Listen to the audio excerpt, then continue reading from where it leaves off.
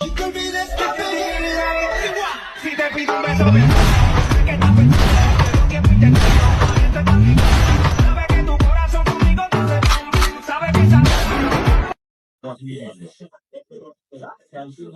good people. So, episode 15 of the layup, our first live episode. So glad you decided to tune in. Whenever you watch it. So we're live here from Mayfield Road, the Crafty Crab. Probably give me something to eat in a little bit, but first let's get right into it. So last night, South Carolina beats Iowa for the NCAA Women's Championship. And I personally don't think that I feel like Caitlin Clark is a tad bit overrated. And the reason I say overrated is because they're trying to paint her as the greatest NCAA women's basketball player ever. There's been tons of better players throughout the time. I just think that she's in a time now where there aren't many great stars. And she's a back-to-back year star. And what I mean by back-to-back year star is that she's a fifth-year senior. So at 22, 23 years old, when you're going against like 19-year-old girls, you know the game a little bit more. You know the game better. So going into the finals last year against LSU, you learn so much more to bring back. When you bring that back as a star of that team and you come back to the next year, you're already 20 steps ahead of the next closest person to. The reason I don't think her game translates into the WNBA like a lot of the experts are trying to make it out is that she has a jump shooting game. And it gets real physical when you get into the professional way. That's why a lot of guys that come over from the European leagues are a little bit tougher, only simply because they've been playing against grown men that whole time. And I think that's the learning curve that she's about to fall. And similar to the reason that LSU was able to kind of rough her off a little bit last year, is the same way that South Carolina, even though, and we'll get to South Carolina in a minute, they're just a bigger, better team anyway. But by being better, what they started to do is they started to pick her up full court. They're making her run through 2 and 3 screens in order to get open. So as you've seen at the beginning of the game, I think she scored the first 12 out of the first 15 points, something like that. But when you can't keep shooting those deep threes over and over and over again while you're running through screens, while people are bumping you, while you're trying to get along the baseline. And it just showed. Toward the end of the game, she just ran out of steam. And that's why she had 12 out of her 30 points in the second half versus the first half where she went for 18, I believe, in the first quarter. So that's why I don't think her game translates into. And that's why I think she's overrated in the sense of great college player. She's gonna go down as the Tim Tebow of women's basketball. But when she gets to the next level, they're bigger, they're stronger, they're faster, they're smarter. They're gonna beat her to these spots. And now when her jumper's not falling, as you saw in the national championship game, it's gonna be a problem. Now let's talk about the winner of the national championship game. Congratulations, Dawn Staley and the South Carolina Gamecocks. For your back-to-back championship, you've been the best team the entire season. Not back-to-back championships. Last 2 out of 3 championships. It should have been back-to-back because they just got surprised by Caitlin Clark in the Final Four last year. But last 2 out of 3 championships, true dynasty in college basketball, and it's starting to look like the Kentucky or the Connecticut of Auburn.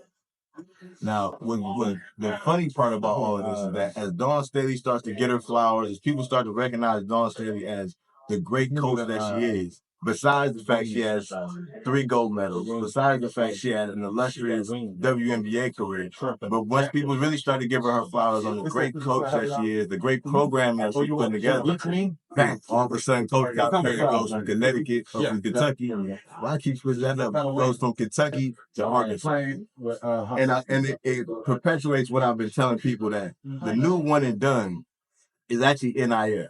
If you look at even just the men's tournament this year, majority of the players didn't start with the team that they ended up in the Final Four or in the national championship. So what's happening now is they're just going ahead and taking this money and going from, hey, I spent 1 or 2 years in this program. If I don't get enough playing time, I'm spending 1 or 2 years in this program. NIL is right now the wild, wild west. Kids are going anywhere, but it's really not just NIL. People are putting the NIL tag on it, but it's the transfer part. The transfer portal is really what's making these kids go to these different places and give them the ability to not like their situation and just go somewhere else. So now they're going from Texas A&M, where they're not really getting no playing time, and now they're going to Alabama. So where now you taking a player that always has a year or two a season in them, similar to what I was speaking about Caleb Clark. You have a player that has this experience at this level, but now they actually have an opportunity to go somewhere and play immediately. So you have coaches that are building their team around the transfer portal. Take Deion Sanders in Colorado, for example. All they're doing is building their entire team around players that they've already seen, skill sets that they've already seen start to develop. So now it's easier to put them together. Cal's about to go to Arkansas and immediately put together a juggernaut. One of his top players, one of his top recruits, already decommitted from, well, not decommitted, but already entered the transfer portal from Kentucky the minute he found out that Cal was gone, which is what he should have did, which is the flexibility that, in theory, that the transfer portal is supposed to give you, but in reality, they're giving 18, 19, 20-year-old kids the power to go anywhere they want to whenever they get their feelings hurt, wherever they feel like they're not being respected, or whenever somebody decides to give them a bigger bat. And this is going to be the problem. And what's going to ultimately end up happening is going to have to be some level of rules and regulations. NCAA regulated is so tough for so long that I think now they just said, forget it, I'm going to just take a step back and y'all do what y'all want. ATL, talk to him low. How could I possibly be inconspicuous? With my flow is fucking ridiculous. That's quite an accent. See, I'm from the South, but some of the most beautiful things come out my mouth. And I'm on stage just as soon as I come out the house. So I might as well give them something to talk about.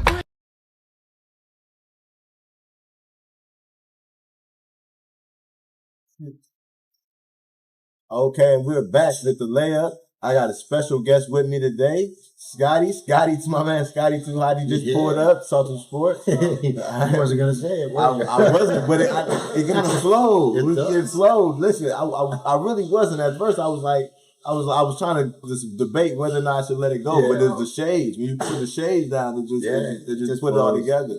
So we're here watching the Guardians home opener. We're up 2-0 right now, top of the fifth. So what do you think about the Guardians' chances this year? I like it. McKenzie's looking good. Obviously, the blow about Bieber going down, that kind of hurts. But I kind of think like it's not really hindering because they were going to trade him anyway. But it hurts because you don't get to show him off before we can trade him. Right. That's the problem. We're not going to get scrapped. But then on the secondary note on that, it's like now we have a better chance of re-signing him because I almost thought for sure he was gone. Yeah, now we can sign him, because it's going to take about a year and a half for him to get a little bit better, estimating, and then is he going to be the same guy he was? So, but also are were the bridges burned already, right? Because he wasn't too happy with Cleveland either. No. Now it was really more with Terry. He really was pissed at Tito. For sure. And they really didn't get along. So maybe with some time while he's rehabbing, being around the team, maybe he gets that love for Cleveland back. Yeah, and he led the league in strikeouts after 2 games. He was looking good, and that was a big blow. But I'm liking what they're doing. Voigt's doing a nice job. He's got him buying in, and budget baseball. What can I say? Oh yeah. And excuse me, the Guardians. The Guardians have always played budget baseball. We've always played money ball. Hoping to get lucky every 5 years or something. But ironically, we've always developed great pitchers. If you look back all the way back to CC Sabathia, we've always had a good pitching rotation that we can bring up from our farm leagues, but we just don't pay them. So then they go somewhere else. Right. So we build them up, develop them, and then they go somewhere else. And we forgot about the bats. And we forgot about the bats because by that time, now it's time to retool the bats. But we did re-sign Jose Ramirez this summer, so that helps. Yeah, for sure. Yeah, absolutely. That's definitely going to be a cornerstone or corner piece in there. I think a couple of years ago or whatever. But I call them the DNs. I don't know what they call them anymore. But they're starting off pretty hot. If we could take this home opening, so that 8-2. Yeah. Granted, you're beating like what they consider lesser teams, but still they're major league teams. Yeah. It's about easy. Yeah, win is a win. And then you got to remember too, if we can stack up a lot of these wins early in the season, that makes it easier for us on the downside, or we hit a skid somewhere in the middle of the season. For sure. Dog days of summer. Every one counts, It's 162. They all add up and all that. Did you watch the eclipse? I did. I was actually cutting the grass. So I went home. I knew I had to come in for the show, so I was like, I'm gonna cut the grass, and lost track of time. And next thing I know, it's dark. Yeah. And I was like, okay, well, I guess it's eclipse time at this point. So I actually rented a car, grabbed my 3D movie glasses, threw them on. My eyesight bad enough, so I figured it out. But it was wild. It was the first. I thought I saw Eclipse when we were younger, and I don't ever remember it being completely as dark as it was. Yeah, it was kind of something different, some science mumbo jumbo. What it was like, but this one, whatever. This was a real Eclipse, and the other ones were like. I had that flashpoint at the end. I was like, oh, I didn't expect that. Yeah. So Now, that was cool. now around my neighborhood, what actually made it better was people started shooting off fireworks when it got dark. So people started shooting off fireworks. It was good for the kids. The kids had a good time. Maybe a little dangerous, maybe not so much fire safety take protocols in place, but it was nice for the kids. It's an eclipse. It only comes around once every 120. Yeah. Whenever they decide to tell us that the next one's coming. I was downtown last night, a little bit after the women's Final Four game. That place. Oh yeah, I did do like a photo shoot at the art museum and everything, and that place just jam packed. Yeah, so I was actually at the game, and after the game, you couldn't even get out. You know, it was gridlocked with people. People celebrating, people just kind of sitting around. Luckily, I actually was able to get down on the court, so I was actually kind of wasting time, but it took me a while to kind of get out of it. For sure. And it's a great weekend for, a week, I guess you'd say, for Cleveland, because we're in the direct path, and we're the Crafty Crab, and we're like, it's like business is booming, I'm glad to see people out and having fun and that. And then we got the Final Four. Yeah. So even just you look at the championship game tonight. You look at the weekend in Cleveland. You had the women's Final Four on Friday, right? Saturday you just had a lot of festivities around the Final Four. Championship game last night. Today home opener. And total eclipse. You can't beat that. Oh yeah, it's wonderful. Now we mentioned the national championship game for the men's on the men's side today. Who you like? I picked my pony right out the gate. It's Kentucky, so I'm in the tournament. It's head to head, and the other guy's got Purdue, so he's first. I got UConn. I got UConn. I picked it over there, and stupid ass me picks Kentucky. But they work out so well. But still, I managed to weasel myself where I'm in second place. So UConn wins tonight. I win. Oh, so your bracket was busted, but you picked for the upside of it. Yeah, I picked the horse, and then I picked Purdue to get to the Final Four. Okay. So that's what really propelled me. So right now I'm sitting in second in this whatever poll we got. The other guys in first with Purdue, but I suck at them in that 50. Sometimes you have to do that. Yeah, we tried the 60-40. Let's just go all in and enjoy the game. And enjoy the game. Yeah. You know what you should do? Since you already got the 50-50 agreement, whoever actually does win buys the next round of drinks. Something like that. Something like that way it keeps it friendly, somewhat competitive while you watch. Somebody gets the edge for their team. Who'd you pick to win? So I actually picked Connecticut. So I picked Connecticut way earlier, but the rest of my bracket was destroyed. Sure did. What I tried to do was my theory was to take the NIL players, whoever had the most NIL players, and kind of move around. Who destroyed my bracket was NC State, who's made up of all NIL. I can believe that's the border player. Yeah, NC State. Man, the DJ Burns is a great cosplay, fantastic cosplay. But again, 6-year senior. Right. Yeah. And if you just look at his transformation, he was included to SEC school. So he's already a big time recruit. Right. Didn't quite make it at SEC school. Went down to dominated. Right. He was because of the competition level. And then came back up to NC State for the past 2 years. And he just destroyed my bracket that weekend. Plus, they got some of that Boba years in there or whatever. So, with the NIL, it's beautiful, great on his part because, that's people in themselves. Oh yeah. So I saw his list of endorsements that he got. I think he got maybe 12 endorsements already just off this tournament.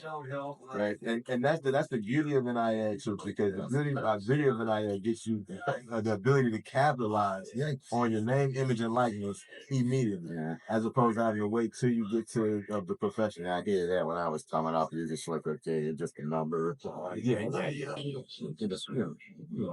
You go board and a couple of books and all me right. Yeah, you do. Yeah. but you know what? You know what ends up happening is I think that a lot of back then you had people that played for the love of the game because there was no opportunity for any level of incentive. Right. You have some of the level of incentive is so high now. Right. Because you're gonna have a lot of people that are going to college as a career. They're gonna be training throughout their they're there for an education career. They're not going to college for education. So that's kind of the downside of it. Yeah. Again, because now it becomes a business early, not the business for the kids early. Right. Interesting thing, not to interrupt. I was going through all the different sports in college, and originally, the big factor in the football, back down to the basketball, now to the women, and I'm hearing stories about the dragging and hockey and track and field and the wrestling. I'm like, yeah, So Katie Ledecky goes to Stanford, going to Stanford, one of the best corners in the world. Not just country, just the best corners in the world. And she had one of the highest NIL deals for a non-traditional sport athlete. Right? So one of those non-baseball or not basketball, football, anything like that. And she deserves it. She works hard again. She's Olympic gold medalist and those type of things. And that opened the door. But real quick, I want to make sure if you touched on it before you went on air.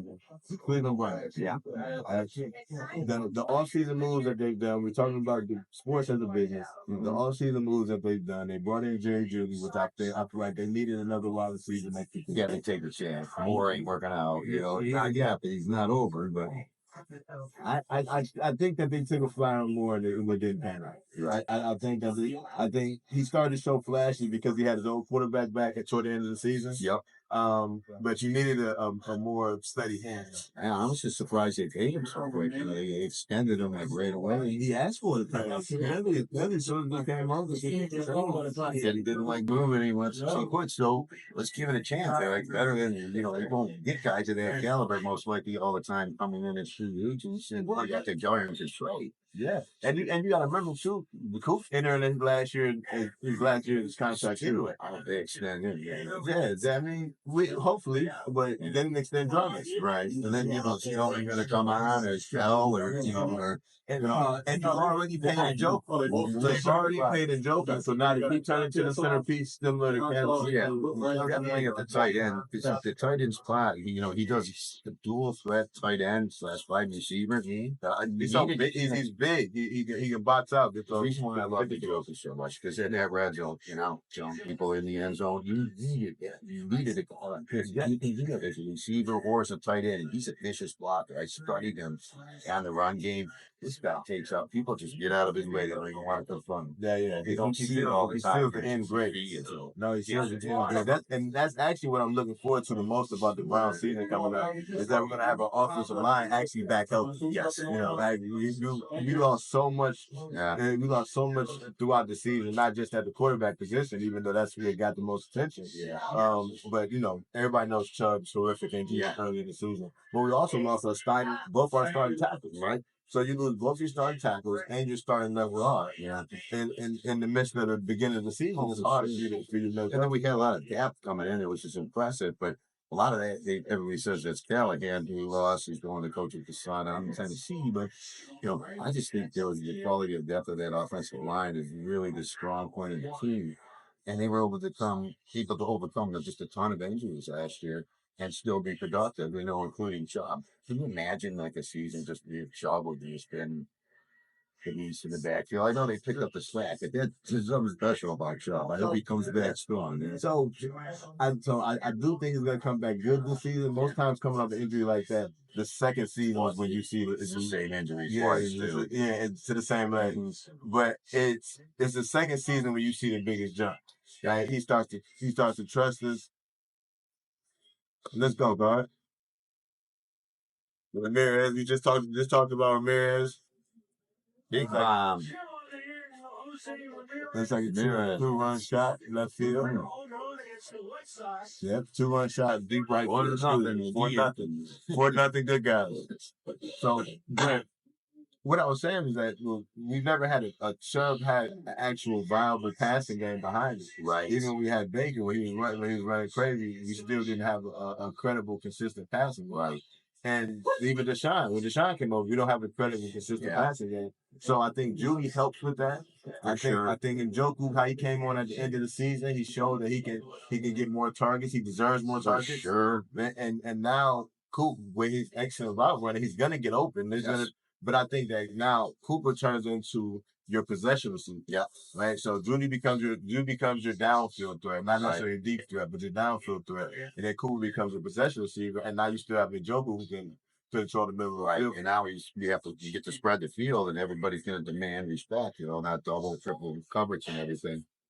One of the big things I seen that the Browns did was that they also retooled their running back, which is I wanted to bring up that point. They retooled their running back room. So even though Chubb is coming off his injury and we're expecting him to be back to what he was, it's still now you put some insurance behind. Like I love Hunt. I've been watching Hunt since he was in Willoughby South. He was a local guy. Yeah, but he's giving you 3 yards of the dust each time. And we just need more. We just need more from our running this year. Which always killed me was like I hated that when they had Chubb and Hunt. I was like, you haven't used them at the same time in the backfield. It just drove me absolutely crazy. I hated that, but it was just like, I was like, what are you saving us for? This is like, who do you cover? Who do you go after? But now, because Hunt was always a better receiving back. Mm-hmm. So now if you have both of them in the backfield, now you have even more of a threat. You have to command respect. They go this way, whatever way they go, and then it opens up your downfield passing game. I could never understand why they didn't do that. But you know what used to frustrate me too? When they did have them in the backfield at the same time, they were blocked. Or one of them would block. So now you're putting them, you have the threat visible, but you're still not using it, which we still got to defeat the threat. Yeah, so special teams, I like the rehire of that punter is like that was a strong. They got him 2 years extra.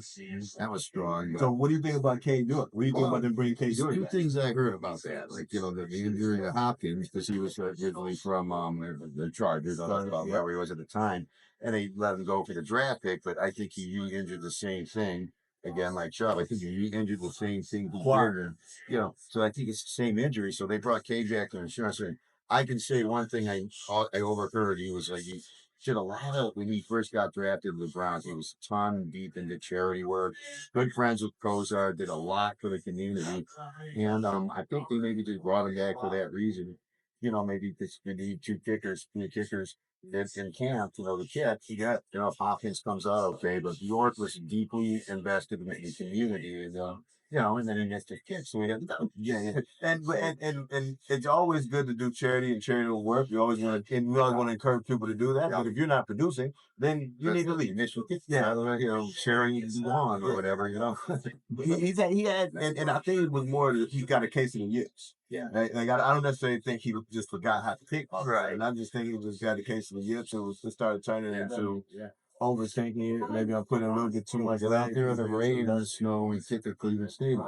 That's what you got to do to be a favorite kicker. You grew up in this area. We know what it is. At least for now. Haslam is talking about they want to move the stadium out to believe.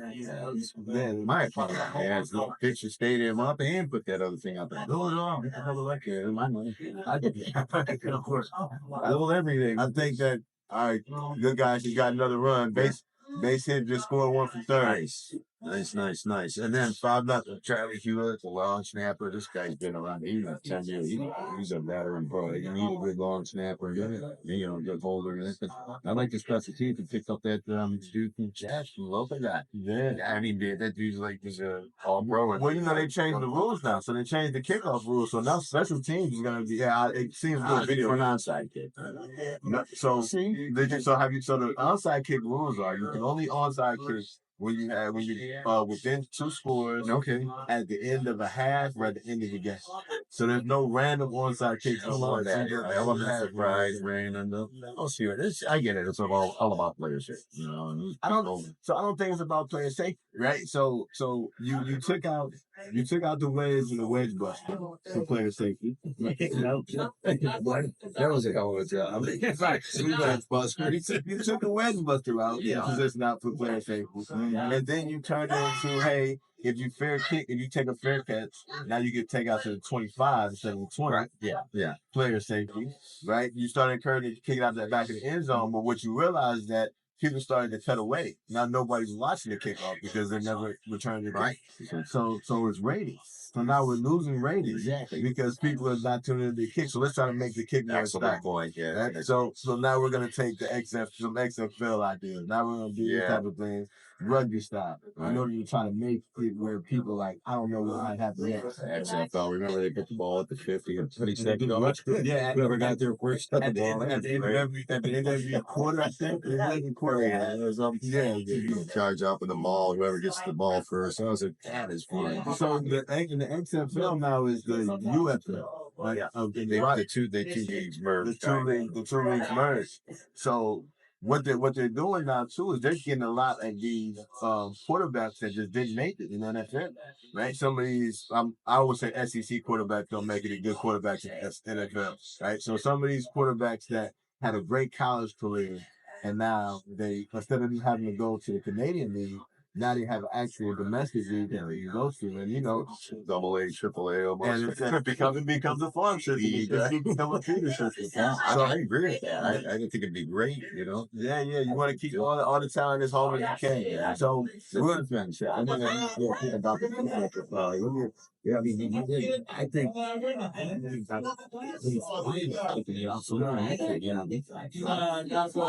I don't think they should let go of Taki Taki. And real quick, we're gonna take a quick break, and I'm gonna come back and I'm gonna tell you why. Okay, excellent. I agree. Unlock potential with Simply Signature, your partner in grant and technical writing.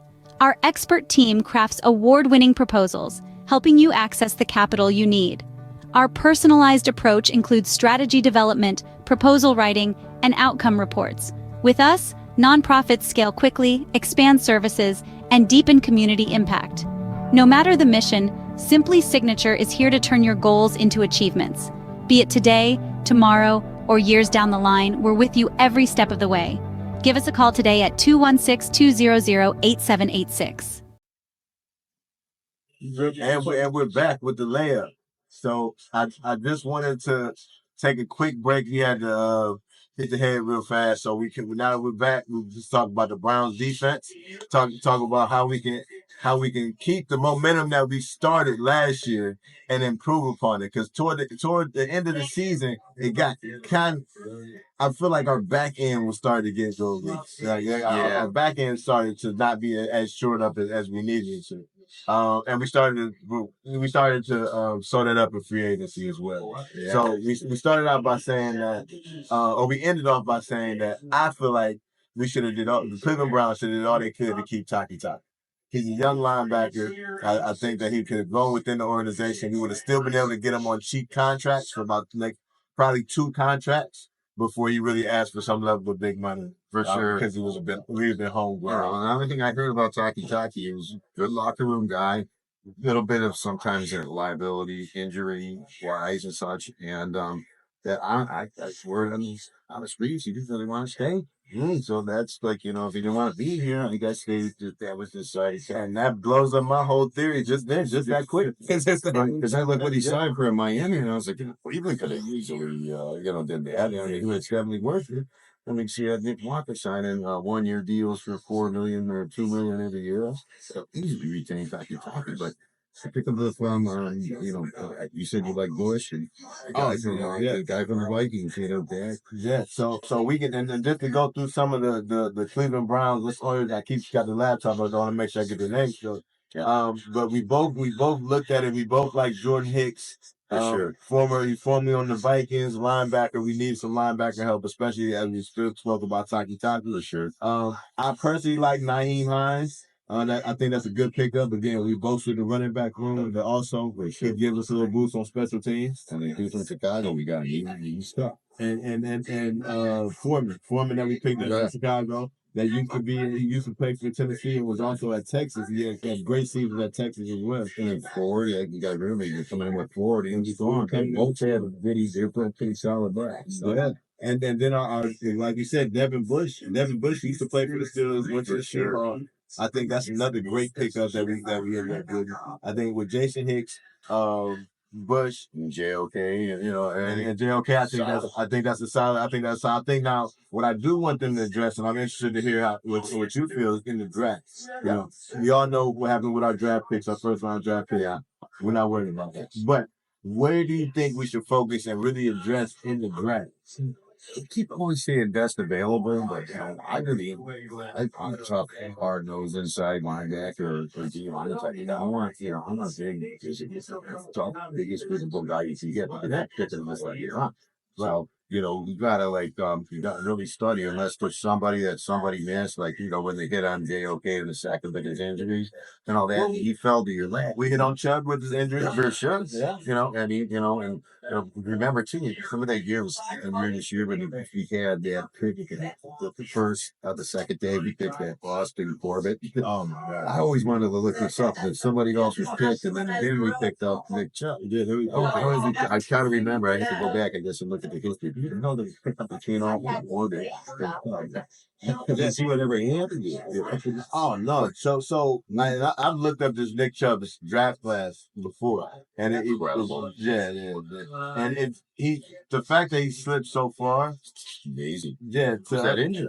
Was his multiple injuries. Mm-hmm. So, but I tend to think it was something with the Georgia training staff because you had Nick Chubb that went down with injuries. Before Nick Chubb, though, you had Sean Marino that went down with injuries. And then you had Todd Gurley that also went down with injuries. You had so many running backs back to back coming out of that Georgia program.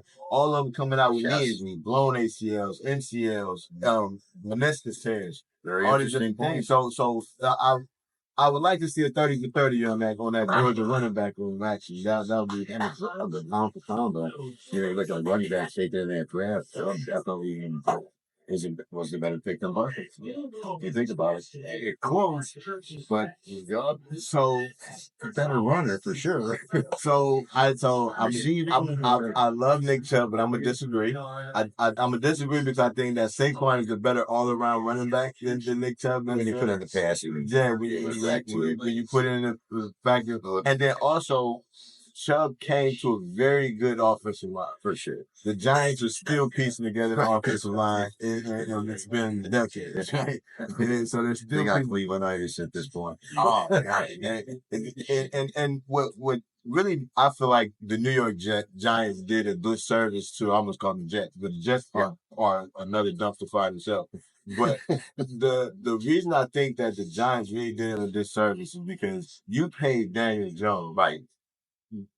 20-something million a year. Off the top of my head, I can't remember what it was. I want to say 25 million a year. And then told Saquon you franchise him for 11. So it makes no sense. So Daniel Jones. Yeah, and it was like I saw Mayfield Jones. Oh man. So I try to justify this in the sense of from a business perspective, right? You've already invested in Daniel Jones. You invested first round pick. Never should have drafted. To start, you had. So I think that necessarily that draft class, they should have rest in peace Dwayne Haskins. They should have picked up Dwayne Haskins. I think that changed the trajectory of their franchise. Definitely saves that young man's career, saves that young man's life. For sure. Yeah, you got to go to He went to Washington. He went to Commanders, and the Commanders under Dan Snyder was. I mean, you had federal investigations. You had the worst owner you could ever have. Yeah. And to be honest, he wasn't. I don't think he handled the lack of infrastructure well. So I don't think he was mature enough to really buckle down himself.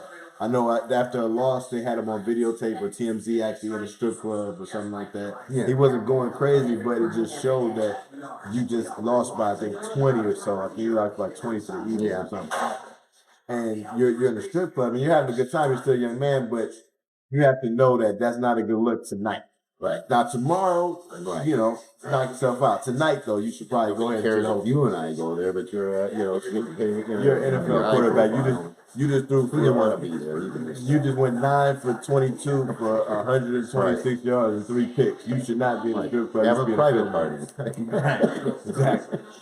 So that's one of the things. And then so not to get too far off, I do think Saquon is the better all around back. I do think the Giants did him terribly. But I think that he's gonna rejuvenate his career in Philadelphia just on this 1 year deal that is with Philadelphia. I believe it's a 1 year deal. It might be one with an option next year, but either way, I think he's gonna rejuvenate because now you got genuine threats on the outside with AJ Brown and that's within the division, so you know he's motivated. He's gonna see the Giants twice. He's gonna see the Giants highly motivated. If nothing else, he's gonna whatever injury. Get him on. And there's just really no justification for it. I think the Giants have been kind of floundering since. I don't know if you remember years ago when Eli had the streak going for the most games, and they just benched him for no reason. Right. That probably was the end of that era. Yeah. And it was clear that it was week 16. You benched him for Geno Smith. Like you weren't benching them because you guys were going to make a playoff run. Right. You were benching them for a point, and I think they get in their own way in that. After he gets you 2 Super Bowls, beats so, the undefeated Patriots. But anyway, Jets are garbage too, so yeah, that's even worse. The Jets are terrible. Let's get back to the Browns because this is our team and stuff. So. I like the defensive backfield, but we were talking like a little bit for a second there. Thinking Jesus here, set up for some type of a trade coming. Oh yeah, because they picked up some nice corners in the off season. Everybody knows we've had. So I'll say this, and this is genuinely unpopular opinion. If I was going to trade, person I think is going to get traded is Greg Nix. Me too. Right. The person I would trade would be Denzel Ward. Say it. I was going to say it. That is the player that I would trade because he's going to bring you the most back. First of all, right? He's known around the league as a shutdown corner, but he can't stay healthy. Right, and he's on his, I think it's his 93rd concussion. Last one I got, I think he's opened up a box of cornflakes and hit the box at his head, and then he was out for a week. And this, I'm gonna tell you what another problem with his injuries are. They come unexpected. So he may practice all week, and then he catches a migraine on Friday. And now you're looking at we have no starting corner. It's lights out when he's on, but that's the physical, demanding job to tackle some beast. So he just can't handle it, it doesn't seem. Yeah, I think that I think that and I don't know him, so I don't want to go speak to his motives, right? But I do think that he makes business decisions more often than that. Maybe not on the field, but off the field, I think. Back to college, he didn't play and stuff, so. Yeah, he made this damage.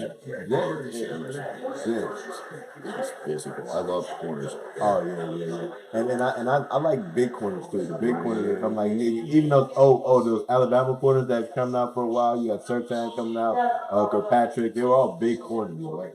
And so. Yeah, well, if you get up on the line and be physical, and nothing else, they can turn you into a safety. Right. So if you start getting beat once many times, nickel or whatever, you turn to a slot corner. Now you're a nickel corner. People are invaluable because you got to, can't have little Denzel over there trying to just say for instance, then Joku or something. So it's a big. You can't be having him run head on and trying to tackle him. Especially now because now they just changed the rule where you can't hip drop, so you can't do the hip drop tackling rule. So now if you have, I don't know what Denzel weighs, maybe 180, 185, somewhere in that range. So now he's 185, but now you have a Travis Kelce who's 255, 260. You give it a 5-10 year head start. He's sitting there almost planted. You know what's going to happen? He's going to another concussion. Yeah. Or shoulder, any of these other types. Because if I can't wrap around him and just drop my weight, now you're forcing me to take him head on, or closer to head on. Like maybe I'm still, taking him off the shoulder, but getting taking closer to head on. I'm so glad you said that. I was going to kind of bring it up too. You said I'd rather have Newsom than Ward. Yeah, I definitely have Newsom than Ward. And then the thing about it is Ward, again, when I was speaking to, he's going to bring you the most value because he has the most respect around the league. So if we get to trading like Felton, what are we going to get back? A 5th round pick, maybe conditional 6, something like that. Right. So now if you trade Denzel, you're trading into somebody like you get a decent pick and maybe an asset back for a player. Maybe asset back because and then I'm trying to think of where you would be able to trade. Say you trade him to like Detroit, right? Detroit just cut their road. They cut him because he actually caught a domestic violence, went on the run, and just turned himself in Miami. So that's a whole nother. We don't get into legal disputes here on the layup. but they just cut so they're either looking for in the draft, they're either gonna be looking for a receiver or a quarter. Yeah. So if you trade to Denver or not, even Denver, but I don't think they're gonna trade to Denver because Lil Sartan is tough out there. But you can trade him to like Detroit or something like that. A team that wants to go for it all in. They want to start to put pieces together to make a Super Bowl run, and you get them in the NFC because that's another thing. You want to get them in the NFC. You don't want them to go to Baltimore or something like that, which is a lot of our free agents do. But if you get them over to like Detroit, if you get them over to like San Francisco, their secondary, as great of a team as they are, their secondary is terrible, and their salary cap situation is even worse. Right? Or even if you get them to a team like Dallas, right? So Dallas may look to pair him up with Trayvon Diggs, who's coming off ACL, right? So if you can get them to a team like Dallas, these are all teams that, again, NFC, so it gets you away from Brown, right? But, good point. Yeah, but then also, now these are teams that have assets to give us back. We can maybe recoup that first round pick because we lost so many. Yeah. So maybe we'll be able to, and real quick, before, as a side note, I don't know if you see what Houston's building. Oh, man. But Houston is building a juggernaut. And they're in the AFC South, which is a terrible division. Now, Colts maybe look a little better. They're going to be a little flashier now with Richardson behind him. But Houston is really acting like something. But Houston is really building a nice team on it. It really hit home after, Stroud came back in that playoff game and we just got schooled after whipping up on them.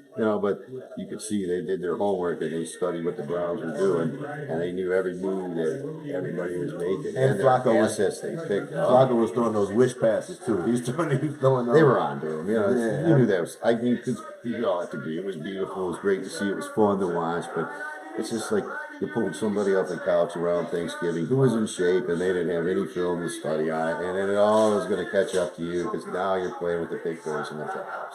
And you caught him fresh, okay, but he wasn't there. You watch what he does. He's the Colts. Where the hell is that right now? Yeah. He's going to be there all season. It's just going to be a bunch of garbage. We caught him by surprise, and it worked. He got what Flacco did was get off the couch and get him. He's much better than Peter. He's better than Peter Walker. He's better than Dorian Thompson-Robinson. For sure. Which I don't know why they had so much faith in him. So even if you take it, so just for the sake of this conversation, let's go all the way back to the end of last offseason. Yes. When they let Dobbs go. Yeah. That was the first mistake was when they let Dobbs go. Just let him walk. Big mistake. They bring back Dobbs. Sure, you can't predict injuries, right? But you bring back Dobbs. Don't even worry about Dorian Thompson-Robinson, right? Brissett didn't want to stay. That was, you had to let pay him. You had to let Brissett go anyway because you didn't want Deshaun looking over his shoulder anyway. Exactly. Right? You didn't want the team to be locker room to be split. You wanted it to be one side. Same thing with Flacco and all that. Same thing with Flacco. But I'm glad they didn't bring Flacco back because you didn't want a whole season with Flacco.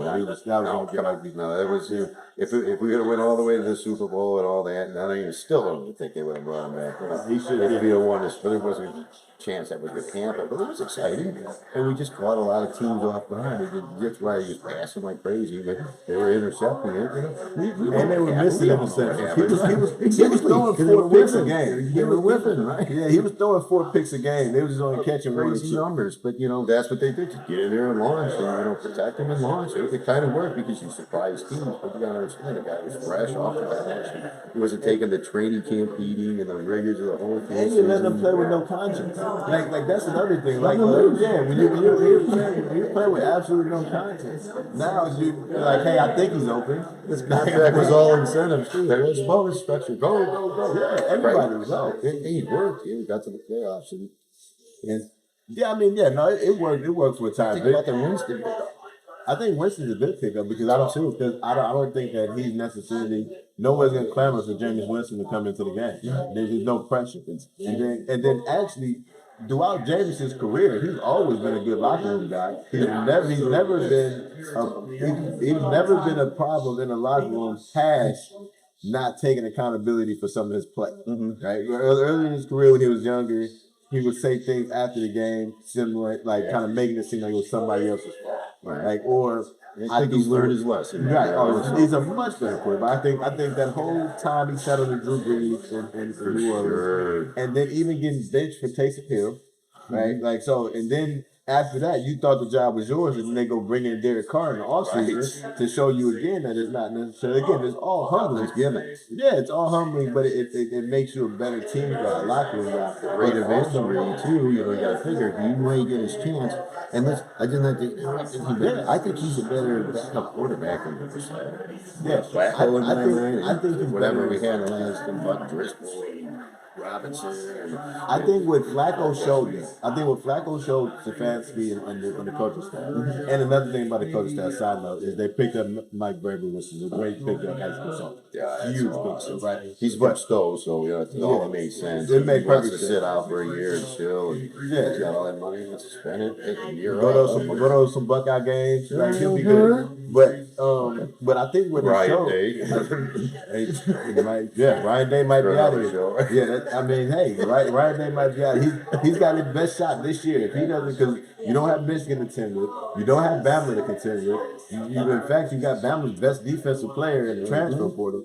So if you don't do it this year, heads are gonna roll. It's gonna be over with. But what I think that, just so I don't lose a point, is what I think that Flacco showed the coaching staff is that if you just come in and let the ball go, you have weapons, right? So now use them. So now you're looking at Njoku like, okay, he's average to above average tight end, but then when you start throwing him the ball, you're like, no, he's a great tight end. Superstar. Yeah, he's a great tight end. He can throw the ball. And then so now you bring in Jameis, who got him at second. Good play. So Guardians went down in the hole and got him out at second. Yep. Second baseman made the play, threw him out at second to get the lead running, so that way you keep him at first. 2 outs, top of the second, Guardians up 4-0. So we're 7th inning stretch, 1 more out, 7th inning stretch, we're up 4-0. So we avoided. He had to go to second because the pitcher wasn't gonna make it the first time. Right. So that was a great heads up play. Yeah, so but James is gonna throw the ball. He gets in. If he ever gets in for whatever reason, he's gonna throw the ball. This is the same guy that threw 30 touchdowns and 30 picks in the same season. Right? So he's letting the ball go. And now they're like, okay, now we can just get Deshaun to do a little bit of that, right? Let the ball go. Like trust your receivers more, trust your tight end, or dump it off. Right? Or dump it off, but just get it out your hand and get it moving. Everybody points back to that Ravens second half to him being like, okay, he's starting to figure it out, he's starting to get it. But I don't necessarily think that's the case. I just started to think he started taking his check down. Just looking to take his check down. So I don't necessarily think he had his whole big epiphany. I think his shoulder, he had a broken bone in his shoulder. Hurt, so he's like, bone in his shoulder. I'm out. Check it down. Here you go. Here, take this. Take it. Just win. Get first downs. Control the clock. It's a brilliant strategy. How many times it Cleveland games mid-beats and say, get back in there, and just by ball control and just losing ugly. People just outsmarted us and all boys down. So I think the best thing they did was sit him down the rest of the season, right? And I think this is smart. And this is what I can't give Stefanski and their coaching staff. They learned from the previous mistakes. They let Baker play. When they shouldn't have, they let Baker play. Even though you had Case Keenum already, you had got Case Keenum in the offseason, because Case Keenum knew the offense coming from Minnesota. He same build, same everything, really with Baker. When Baker messed up his shoulder trying to stop a linebacker after the interception you threw a horrendous interception. He goes in there and shoulder tackles. But he crushes you. There's no reason you should even been. You should have dove at his feet like every other respectable quarterback. But besides the point, the problem was that they let him play after he was hurt, and then I think they learned him out of here. I don't know. It's up for speculation because remember all that talk like we need. Well, they didn't draft him. They didn't draft him. That's true. It is, and I mean, it's just like I was calling for, I was calling for dudes from Buffalo and everything. Just they took Baker Mayfield after he, Dorsey took Holmes out of Kansas City. I said, Mayfield, why? It's just like the batted balls down. Just because he was a couple more inches or something. I'm not a Josh Allen fan. So I want to state that I'm not a Josh Allen fan. But he was probably the best of the bunch outside of hindsight 2020. Probably Lamar was the best of the bunch. You know, Lamar definitely. Yeah. So, but it was hindsight 2020. You had the 4 guys you can get. I was like the best out of the 4 was probably. I think, to be honest, I think if we would have had Sam Darnold, we would have been in better shape. So because sometimes when you get drafted, that depends on your career. So Sam Darnold is looked at as basically a bust. He went to the Jets, right? So if we get Sam Darnold, now he can make some of the throws that Baker could. Now you still got Chubb, but you got Chubb that same year. He would probably have been second. I would probably took Sam Darnold before. I would have been Allen, Darnold, Mayfield, and then Rose, whatever. But the only reason why I was thinking at the time was Allen is because the Carson Wentz backers, that big. Tall. The reason I never liked other quarterback. The reason I never liked Allen though is because he played at Wyoming. Who was he playing at Wyoming? That's what the whole thing was. Yeah, who did that? No, but that's still the thing. Who was he really playing at Wyoming? You really didn't play anybody. So when you first came into the league, you were throwing pick after pick after pick. I don't like Josh Allen now because I think his judgment as a quarterback is terrible. But you know what impressed me about him? He's got that Brett Favre. He's got that Brett Favre mentality. The guy sits in and takes off. He just picks up the first down. And he keeps the ball moving. But he's not going to be a sustainer. He's going to turn into Big Ben. He's Big Ben with a better arm. Yeah. And matter of fact, he's not even Big Ben with a better arm. Because I think Big Ben was smart. Taking him over Keller Winslow. I'll take it. Big Ben over Keller Winslow. God, and then he traded the picks to use for Watson, and he traded the picks. And then missing out on Mahomes. So I don't think anybody. I think a lot of people missed out on Mahomes. Because Mahomes went 11 or 12 or 13. Yeah, right around there. Kansas City. Everybody had him on that radar, but because he was he was a Big 12 quarterback, right? So they're like, you're putting up great numbers, but you're in the air raid offense. There's no defense here. You're putting up 550 yards a game. So nobody's really, you're playing Oklahoma State in the shootout and scored 61 to 60. Traded a pick that he used to pick Watson. That was it killed me. I was like, and then we traded back for it. I'm just like traded back 2 spots. And then then we traded for him to get him now. When we could have got him this year. Listen. Just like, if we win a bowl, out of all of it, it's all worth it. We've got 3 more in the tracks. So, as you can see, it's frustrating being a Cleveland Browns fan and Cleveland sports fan in general. But you die hard with them and you love them until you die. Right. So, it doesn't matter what. They're going down swinging with them. So we're gonna take a break. We're going to come back. We're still watching the game. Good guys are still up 4-0. Bottom of the second. And these guys are looking good. 8-2. That's awesome. Cavs. And all right. So we are back. Last segment. I want to thank my man Scotty Too Hottie for joining us. Appreciate it. From Dogfighting Sports. So we want to make sure we get him. We're gonna get his information and get that out to y'all so y'all can see that as well. So real quick, I want to leave y'all with some gambling tips. First of all, only gamble what you can lose. Do not gamble your baby mama's rent. Do not gamble the kids' school clothes. Do not gamble anything that you don't really need. Gambling is supposed to be fun. It's very stressful. It's very, very stressful. But it's supposed to be fun at the end of the day. You don't want to look up and you lost your bet and you also about to lose your mortgage and your wife because you didn't put too much on the wrong team for the wrong reasons, right? So I'm going to give y'all these bets. I'm going to give y'all some futures, and then I'm also give y'all the winner of the night's game from UConn and Purdue. So we'll start right with UConn, Purdue. UConn is -6.5 right now. I'm taking UConn. I took them the whole tournament. They've been covering the whole entire tournament. I'm going to ride with them now. There's no point in stopping, right? Also, I just think that they're just too big all the way around. I do like the big Canadian that Purdue got, but we're going to go with UConn -6.5, right? So that's for the night. That's for the quick money. But for the futures, I'm going to give you the New York Yankees to win the AL East. Right now, it's at +125.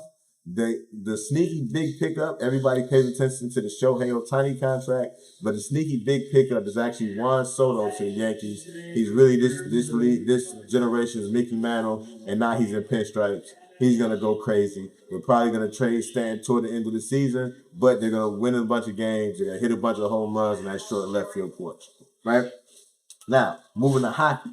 for hockey, I'm giving y'all Colorado Avalanche to win the Western Conference. Right?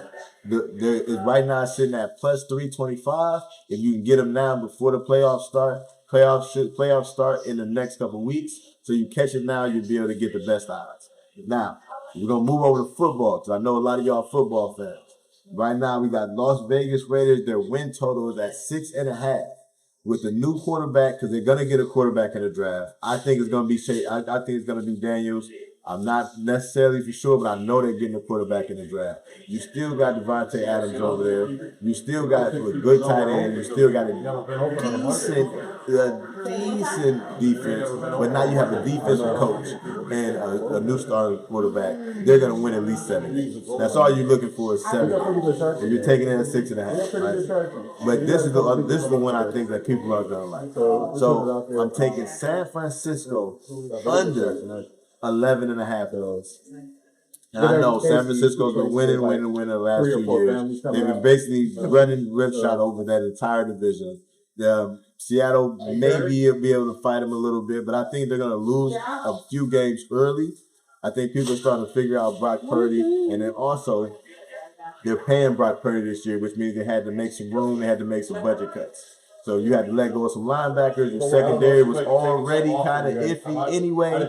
And now with you having to pay Brock Purdy, you're also losing some of your weapons on the outside. So I got San Francisco, just to recap. So I got San Francisco under 11.5 wins. We got Las Vegas over 6.5 wins. We got Colorado Avalanche winning the West at plus 325. We got the New York Yankees winning the AL East at plus 21, and then tonight for the national championship on the men's side, I have Colorado on the money line, but I also have them at minus 6.5. And there you go, man. Again, play responsibly. Gambling is fun. It's supposed to make you want to watch the game more intently, and it's gonna make you do that. You're gonna hang on to every buzzer beat. But listen, it's not the ref's fault that you lost money. It's not the players' fault if you lose money. It's not the players. It's not the people in the stands' fault. It's not the ball boy. It's not the towel person, right? So make sure that you're betting responsibly. Make sure that you are enjoying yourself and really paying attention to what you're doing as far as your parlays. You don't want to get too far out there. But again, you're all adults. If you're gambling, bet responsibly. The layup live from the Crafty Crab here in Mayfield, and I have this esteemed pleasure of sitting down here with Carrie, the owner of Crafty Crab. How are you doing today, Carrie? I'm well, and how are you, Alex? I'm doing well. Thank you for coming in. Thank you for having me. Thank you for having me. You kind of took over a little section of the restaurant, so I appreciate your time to let us do that for a second. Thank you. Now, I want to ask you, how did you get into ownership of a restaurant versus prior professions of owner car detailing? Well, I was working for TJ Maxx as an assistant store manager. Didn't really like it. Had an opportunity to come over here as assistant GM. Came over as assistant GM. Really liked it. Like I loved getting up to go to work. That's always a plus. And then, like in April, the owners were like, "Hey, we want to move back to New York. Do you want to buy it first?" And it just things fell right in line. You know, I got money that I didn't even know I was going to get to help for the purchase, and it just kind of rolled like that. So that's wonderful. Yeah, that's wonderful. It's wonderful because it sounds like you found a passion where you not necessarily wasn't one with a mission. Yes, because one thing is like in anything you have a business, you work with people, or, converse with people. On the retail side, you never really get to know your people, you get to work with them, and you never really accomplish anything because it's always thing. We're here, you get to have a small amount of individuals that can work with them one-on-one. Just a nice family. I'm very fortunate. I have the best staff in the world. They are great. Very loyal. They are great here. Yeah. Loyal. In any business, you have your pros and cons and stuff, but it just became a blessing, and I've been excited. And even the days like I'm tired, I'm like, okay, gotta go to Crafty Crab. That's wonderful. And your staff, what I can say about, I've never, even before we started to shoot here and all that stuff, I've never had a bad experience here. So your staff has always been well. They've always been nice and pleasant when they come in. Great conversation, everything. So that kudos to them as well. No, thank you. I'd love to hear that too. That's wonderful. So now we know that you guys have a great menu here. It's great food, but what is a specialty that you want to make sure that people know to come out and grab? So a lot of people don't realize it's the old TGI Fridays building, and with that comes fun, right? Fun. True. Sports is our thing. Oh. We have plenty of TVs throughout the building. I have a 371-inch non-projector TV. It's all circuit board and integrated. Okay. We have a sound system, and it's a place where you bring your family. Come in. I've actually had people come in for the game, sit down there with the whole entire family. So dads get their bucket of beer, mom gets her wine, and the kids, get to even have room to get up and walk around. It's not, stuffy. No, absolutely. And this is a great environment to watch the game. Like you said, there's TVs everywhere, and they're great vantage points too. So I hate when I go to restaurants and they have all the TVs in the front, and I'm sitting in the back somewhere, and I'm kind of leaning around people to try to get the game. So this is definitely a great atmosphere. Yeah, and a lot of people don't also realize we do have seafood, but we also have things, okay, let's just say I want to go out for the game and get some chicken wings. Believe it or not, I think we're Wingstop. We just don't know it yet. A lot of people love it. We've downsized meals to where, you don't have to spend a lot of money, but you get, some appetizers or a small plate. If you love seafood, of course, this is where you want to come. We have lunch specials, little dinner specials. We have game specials. So we just try to keep it so where it's at everybody's budget, but at the same time, you can enjoy the elegance of the scenery as well as you can, to afford to go out and drink and watch TV. No, absolutely. And my personal favorite here is the boiled bag. I get half pound of crab legs, lobster tail, some sausage. They always get a couple extra boiled eggs tossed in there as well. No, so that's always my favorite. It's actually funny you mentioned boiled eggs. A lot of people are like, boiled eggs? Why would you have boiled eggs? And I've never experienced it, but when you smash it in that sauce, it is absolutely delicious. Oh yeah, absolutely. Yes. And that's the thing that you guys have such it's surprisingly abundant menu, right? So you get here and you're surprised at all the options that you have. Like for example, like the boiled bag, for example, but you can create your own. Yes. And then that gives you a different level of options because now you have your boiled bag, but you can put your favorites in. Right. And it's kind of great too. You have your vegetarians. They'll come and get the corn, potatoes, and eggs. Yeah. The vegans will come in and get potatoes and corn.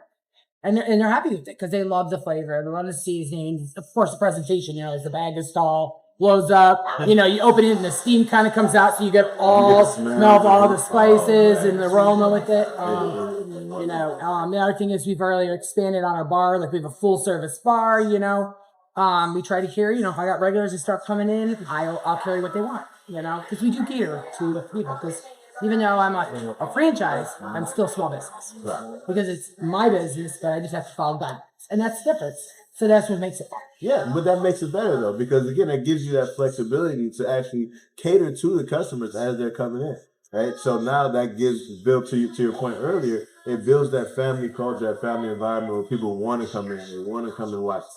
Hey, this is a place I can go, get some good food. I know they're having my favorite drinks.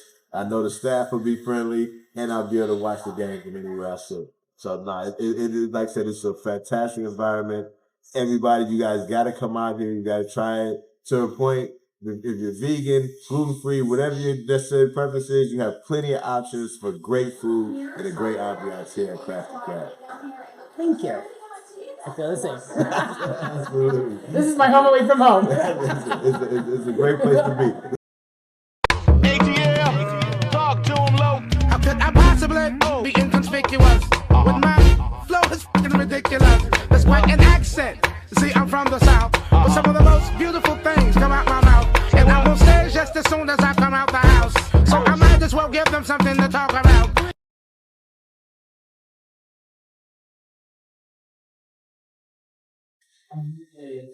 And we're back with the layup. So the Guardians game just concluded. One more win for the good guys. It took a good opening day win today, 4-0. McKenzie went 5 2/3, giving up 3 hits, 2 strikeouts, and 3 walks. Real quick, how you feeling about my apologies? This is my man J Rock. My man J Rock stepped out from behind the bar to come give us.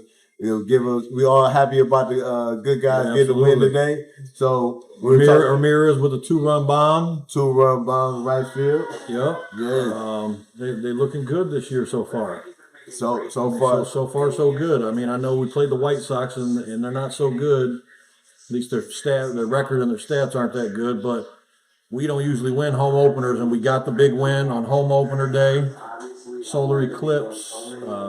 What's that Can't put our ask for record much. to now? What's our record at now? I want to say what 9-2. 9-2, yeah, 9-2 on the 9-2. season. So it's a great start. Yeah. Great start to the season. Like you said, we normally don't win home openers. I went to a few of them that. I've been to a few of them, and we just can't pull it out. We got the win today on a solar eclipse day, and can't ask for much more. Get that W and move on, and hopefully have a nice strong season. Yeah, in a Play shutout. some October baseball. Oh, October baseball in Cleveland. There's nothing like it. Absolutely. One game you might get a locust invasion, or the Canadian flies or whatever. Yeah, the Canadian flies. Next day it might be snowing. They might have to postpone the game a little bit. The next game might be 85 degrees in October in Cleveland. So we definitely want to. Can't tell. Never can tell. So we definitely want to rattle off some more wins and stack those up, so that way we can get one of those good first round buys, win a division, and then start our playoff run. So Guardians took the victory today 4-0. Home opener, Clips Day. On a lighter note, who you got tonight in the national championship game? UConn. UConn all the way. UConn all the way. You know what? They're tough. What do you like? I think Purdue's going to pull out the upset, man. I think they got the better big man. They got the better big man. That's my take on it. They have the better big man, but I like UConn's wing defenders and their wing length. Yeah, that's what's going to be the toughest. If Purdue can hit the outside shots, we already know they can drive to the hole, and they got one of the best big men. Yeah, in the game right now, college basketball. I know Feed Edie the whole time. Yeah. They've been riding through the tournament. I think he's averaging something like maybe like 31, 32. So he's definitely. But at national championship game, nerves get a little tight. And you got the defending champions coming back.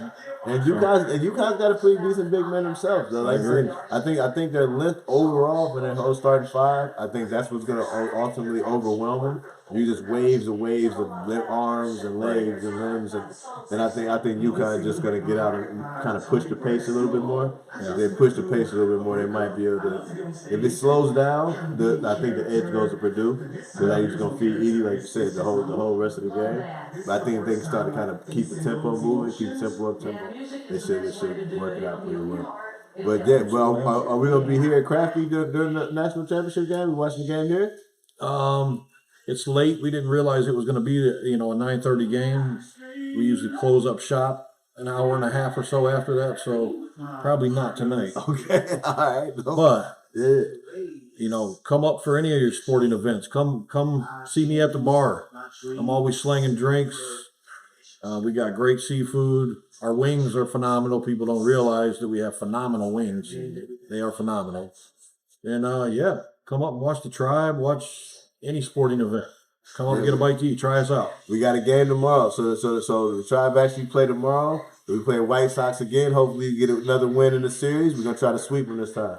Absolutely. Right? Thanks, J-Rock, for setting us up. Thank you for having me. All right. We're out of here. We're going to go home, catch the national championship game at home, and report on it later on. So goodbye, everybody. See you guys next show. Right. Peace out. ATL, talk to him low.